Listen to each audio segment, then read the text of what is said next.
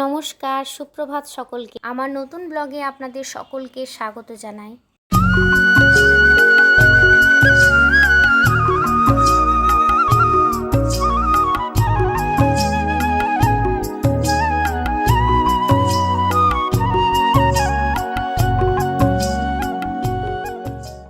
এখন বাজে 11টা। আমরা যাচ্ছি আজকে আমাদের গ্রামের বাড়ি শুলুর শীতলা মায়ের পুজোর জন্য। দেখছি আজকে আকাশটা কেমন মেঘলা মেঘলা করে আছে, মনে হচ্ছে যেন বৃষ্টি হবে। এগুলি হলো আমার ব্যালকনিতে লাগানো অনেকগুলি গাছ। প্রতিবারই শুলুর থেকে ফিরে এসে দেখি গাছগুলো সব মরে গেছে। তার জন্য মা এবার এই গাছের গোড়ায় গোড়ায় জলের রাখার ব্যবস্থা করেছে, যাতে গাছগুলোর কিছু না হয়। দেখা যাক কি হয়। আমরা সমস্ত ঘরে চাবি টাবি লাগিয়ে নিকোকে নিয়ে আমি আর ভাই বেরিয়ে পড়লাম। গাড়িও চলে এসেছে ততক্ষণে নিচে, আর লাগেজও সমস্ত কিছু ভরা হয়ে গেছে। যাওয়ার পথে আবার নিকোকে হোস্টেলে রেখে গেলাম। প্রতিবার আমরা বিষ্ণুপুরের জয়পুরের রাস্তা দিয়ে যাই, সবুজ গাছগাছালি দেখতে দেখতে বেশ ভালোই লাগে। এবারে জানেন তো, আমার মেজো মা, বড়ো মা, সেজ জেঠুর অসুস্থতার কারণে পুজোতে প্রায় অনেকেই আসতে পারছে না। আমরাই কয়েকজন মিলেই পুজোটা করব, কারণ মায়ের পুজো তো করতেই হবে, তাই না? মন খারাপ তো খুবই আছে, কিন্তু কি আর করা যাবে। এই দুঃখের মাঝখানেই আনন্দ খুঁজে বের করে নিতে হবে, তাই না?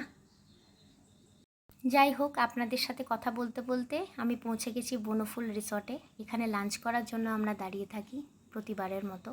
এখানকার খাওয়া দাওয়া আমার মা বাপির খুব ভালো লাগে। যখন লাঞ্চটা রেডি করছিল আমি ভাবলাম একবার চারিপাশটা ঘুরে নিই। সবুজে ভরা চারিদিক, যতবারই আসি ততবারই এখানটা প্রায় নতুনই লাগে। এখানে ট্রি হাউসগুলো খুব সুন্দর। আমি যখন ভিডিও করছি তখন দেখলাম মা বাপি ভাই ওরাও চারিপাশটা ঘুরছে। চারিপাশটা ঘোরাঘুরির পরে দেখছি আমাদের লাঞ্চও রেডি হয়ে গেছে। আজকে লাঞ্চের থালিতে ছিল ভাত, শাক ভাজা, উচ্ছে ভাজা, ডাল, আলু পোস্ত, আলু পটলের তরকারি, চাটনি, পাঁপড়, দই, আর আমরা নিয়ে নিয়েছিলাম চিকেন কষা। জাস্ট অসাধারণ লাগলো, থালিটা খুব ভালো লেগেছে। আপনারা কেউ যদি এই সাইডে আসেন অবশ্যই বনফুলের খাবার আপনারা ট্রাই করে দেখবেন, আশা করি খুব ভালো লাগবে। খাওয়া দাওয়া শেষ করার পরে আমরা আবার বেরিয়ে পড়লাম শুলুটের পথে। আর একটুখানি আছে যেতে। কিছু দূর যেতে যেতে আমি খেয়াল করলাম যে কখনো আকাশটা নীল দেখাচ্ছে, কখনো সাদা। আমি তো কোনো এডিটিংও করিনি। তারপরে ভাইকে দেখালাম, ভাই তখন বলল যে এটা হয়তো গাড়ির কাচের জন্য হতে পারে। যাই হোক, বেশ সুন্দরই লাগছে, দারুণ। সাদা কখনো নীল, তাই না? অবশেষে আমরা পৌঁছে গেলাম আমাদের গ্রামে শুলুটে। এখানে দেখতে পাচ্ছেন ভীম পুজো হয়, সেজন্য ভীমও রয়েছে। আমার সোনালি সবুজ গ্রামে পৌঁছে গেছি পুরো 1 বছর পর।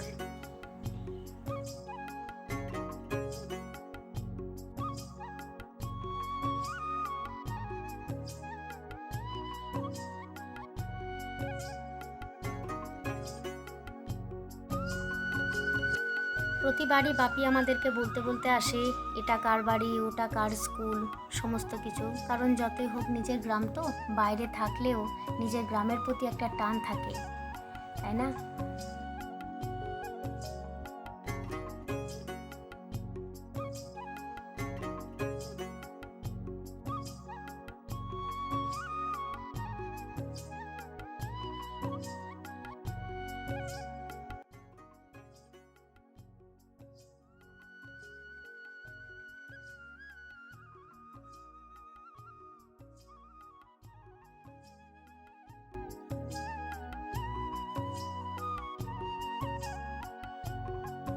পৌঁছে গেছি সেখানে যে পুজোর জন্য আমাদের এখানে আসা, সেই শীতলা মায়ের মন্দিরের কাছে। জয় মা শীতলা, সকলের মঙ্গল করো তুমি মা।